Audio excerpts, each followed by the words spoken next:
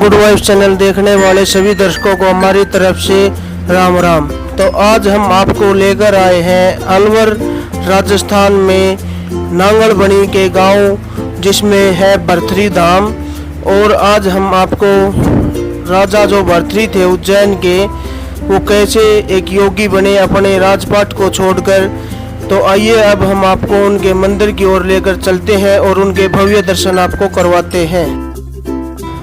तो आइए दर्शकों, अभी हम आपको लेकर चल रहे हैं राजा से बने योगी राजा भरथरी के मंदिर में, जो कि गुरु गोरखनाथ जी के चेले थे। अब हम आपको मंदिर में ले जाकर उनके भव्य दर्शन आपको करवाएंगे और उनकी पूजा अर्चना भी हम करेंगे।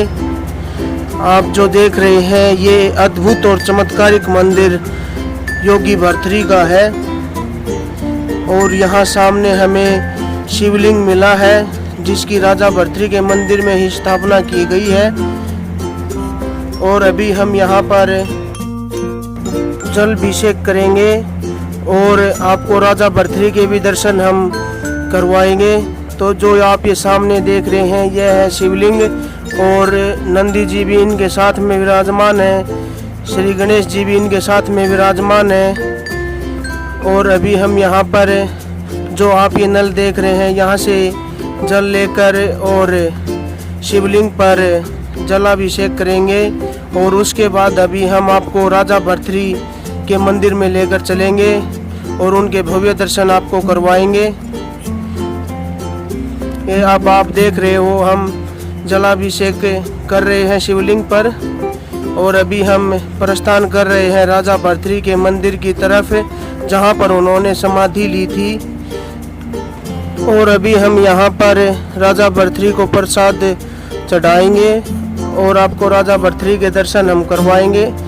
तो ये आप देख रहे हो यहाँ पर कितनी भीड़ लोगों की, भक्तों की यहाँ पर आई हुई है और यह भीड़ 12 मास यहाँ पर लगी रहती है। ये जो आप सामने देख रहे हैं ये है राजा भरथरी जी और यह धूना भी हमेशा यहाँ पर चलता रहता है। और ये जो आप देख रहे हो राजा भरथरी की जो मूर्ति है यहीं पर उन्होंने समाधि ली थी। और भी राजा भरथरी के अद्भुत चमत्कारिक कार्य हैं जो हम आपको दिखाएंगे। तो प्रिय दर्शकों, अभी हम आपको दिखाते हैं राजा भरथरी से योगी बने भरथरी की प्राचीन गुफा।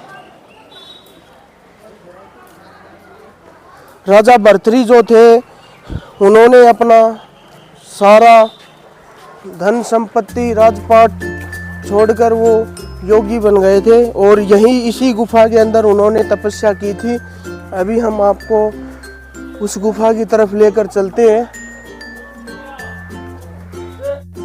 तो आइए प्रिय दर्शकों, अभी हम आपको दिखाते हैं राजा भरथरी की वो प्राचीन गुफा जहां पर उन्होंने अपनी यह तपोस्थली भूमि बनाई थी और उन्होंने यहाँ पर तपस्या की थी। और राजा जय सिंह को भी, अलवर के जो राजा थे जय सिंह, उनको भी दर्शन दिए थे राजा भरथरी ने यहीं पर। और अभी हमें यहाँ पर राजा भरथरी की जो मूर्ति है वो हमें मिली है। राजा भरथरी यहाँ पर विराजमान है, आप भी दर्शन करिए। और ये गुफा जो है अभी और अंदर की तरफ यहाँ से जा रही है।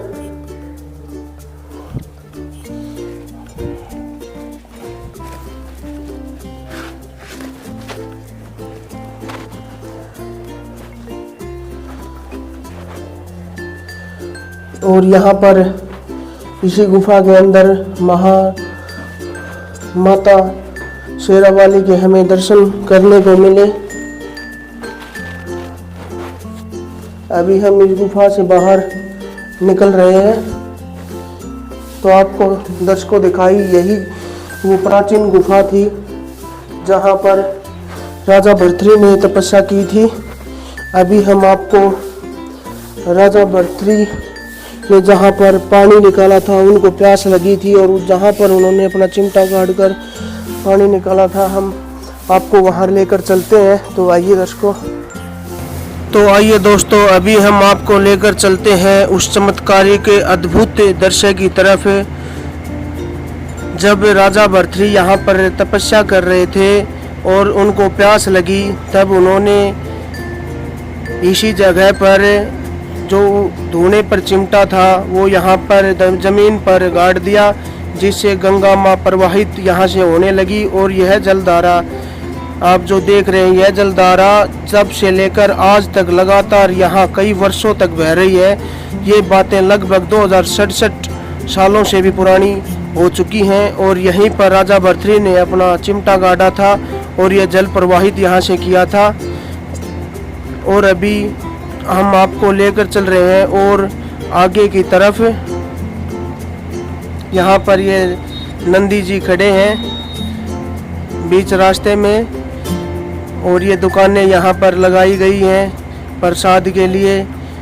और ठीक अभी हमारे सामने है मंदिर जो गुरु गोरखनाथ जी का है, जो कि राजा भर्तृहरि के गुरु थे।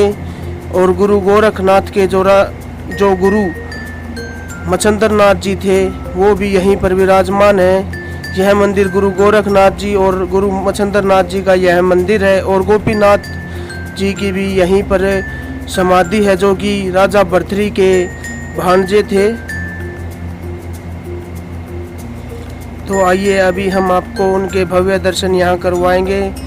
अभी हम यहाँ पर गुरु गोरखनाथ जी के सामने मत्था टेककर अपनी विश मांग रहे हैं। आप भी इनके भव्य दर्शन कीजिए और अपनी इच्छा गुरु गोरखनाथ जी के सामने आप रख सकते हो। ये हर भगत की मनोकामना पूरी करते हैं, किसी भी भगत को यह निराश नहीं लौटाते हैं। जय हो गुरु गोरखनाथ जी, जय हो गुरु मच्छिंद्र नाथ जी। यह मंदिर अपने आप में बहुत ही अद्भुत और चमत्कारिक मंदिर है दोस्तों।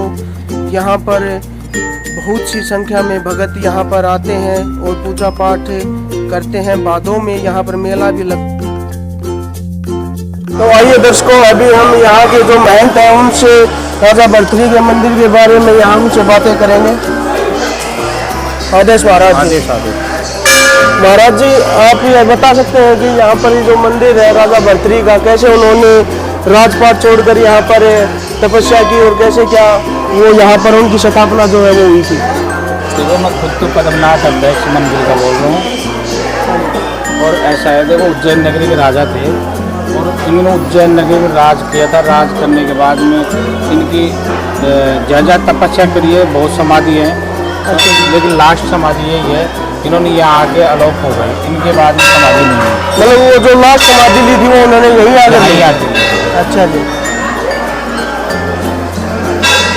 और जब यहाँ पर समाधि, ये जो जलधारा बह रही है, इसका क्या कुछ राज है? बाबा का भर्तृहरि जी का निकाला हुआ जलधारा है। अमर गंगा है, नीचे अखंड ज्योति जलती है इनके नाव से। अच्छा जी। और छठ बार मेरा चलती रहती है, ये हमेशा चलती रहती है, कभी भी कम नहीं हुई? इसकी जो धारा थी वो कभी कम नहीं? कभी कम नहीं। अच्छा जी। और यहाँ पर गोपीचंद महाराज जी का भी वो ऊपर है, गोपीचंद जी। अच्छा, दोनों मामे भांजे थे, गोपीचंद भर्तृहरि दोनों मामा भांजे थे। और उज्जैन के ये राजा थे? उज्जैन के। और इनके जो गुरु थे वे कौन थे? इनके गुरु गोरखनाथ जी। गुरु गोरखनाथ जी थे। गुरु गोरखनाथ जी से इन्होंने दीक्षा ली थी जो भी। और फिर यहाँ पर उन्होंने आखिर यहाँ पर समाधि ली थी। और भी शक्तिपीठ है कोई इसके मतलब यहाँ पर कोई मंदिर और कहाँ पर है? मंदिर गोपीचंद जी का है, भर्तृहरि जी का है। अच्छा, मेन मंदिर यहीं पर यही है। बहुत जगह करी इन्होंने, 1000 साल भ्रमण किया है। 1000 साल भ्रमण किया है। उसके बाद में और लास्ट में वो यहाँ पर आकर उन्होंने समाधि ली थी। अच्छा, चलो ठीक है जी महाराज जी। तो प्रिय दर्शकों, अभी हमने आपको दर्शन करवाए योगी भर्तृहरि के। योगी भर्तृहरि कभी किसी टाइम में उज्जैन नगरी के एक प्रतापी राजा हुआ करते थे, जिनकी पत्नी का नाम पिंगला था। और पिंगला देवी जो थी वह राजा भर्तृहरि की तीसरी पत्नी हुआ करती थी और वह उन पर बहुत मोहित थे। एक दिन राजा भर्तृहरि की नगरी में गुरु गोरखनाथ जी विचरण करते हुए उनकी नगरी में पहुंच जाते हैं। और तब राजा भर्तृहरि उनका आदर सत्कार मान सम्मान बहुत अच्छे तरीके से करता है। तब गुरु गोरखनाथ जी राजा भर्तृहरि की आदर सत्कार से खुश होकर अपने पास से एक अमर फल राजा भर्तृहरि को दे देते हैं। वह फल जिससे खाने से राजा भर्तृहरि कभी भी बूढ़ा नहीं होगा, हमेशा सुंदर और जवान दिखेगा। और राजा भर्तृहरि जो अपनी तीसरी रानी पिंगला पर मोहित थे वह फल अपनी पत्नी को दे देते हैं, क्योंकि राजा भर्तृहरि अपनी पत्नी से बहुत प्रेम करते थे। और जो रानी पिंगला देवी थी वह राजा भर्तृहरि के सेनापति कोतवाल से प्यार करती थी, तो रानी पिंगला वह फल कोतवाल को दे देती है। और कोतवाल जो था वह एक वैश्या थी जो उससे बहुत प्यार करता था, तो वह फल कोतवाल उस वैश्या को दे देता है। और जब वह फल वैश्या के पास जाता है तो वैश्या सोचती है कि यह गंदे काम तुम्हें पूरी उम्र करने पड़ेंगे, तो वह यह सोचकर कि इस फल की ज़रूरत हमारे प्रजा के राजा को है, तो वह फल उस राजा भर्तृहरि को ले जाकर दे देती है। और जब राजा भर्तृहरि के पास वह फल जाता है तो राजा भर्तृहरि अचंभित हो जाते हैं और उससे पूरी कहानी का पता लगाते हैं। तब उन्हें पता चलता है कि जिस पत्नी पर वह इतने मोहित थे, जिससे इतना प्रेम कर रहे थे, वही पत्नी उनको धोखा दे रही है। इन्हीं सब बातों से आहत होकर राजा भर्तृहरि ने अपना सारा राजपाट त्याग दिया और राजा विक्रमादित्य को सौंपकर वह योगी बन गए। और जो पहली भिक्षा योगी बनने के बाद राजा भर्तृहरि ने मांगी थी वह अपनी तीसरी पत्नी पिंगला देवी से ही मांगी थी और उन्हें माता कहकर संबोधित किया था। तो दोस्तों कैसा लगा आप सभी को राजा भर्तृहरि के बारे में जानकर? आप सभी अपनी राय कमेंट में ज़रूर बताएं। वीडियो को लाइक करें, शेयर करें और चैनल को सब्सक्राइब करें ताकि आने वाली हर नई वीडियो का आपको पता चल सके। तो दोस्तों मिलते हैं एक और नई मज़ेदार वीडियो के साथ।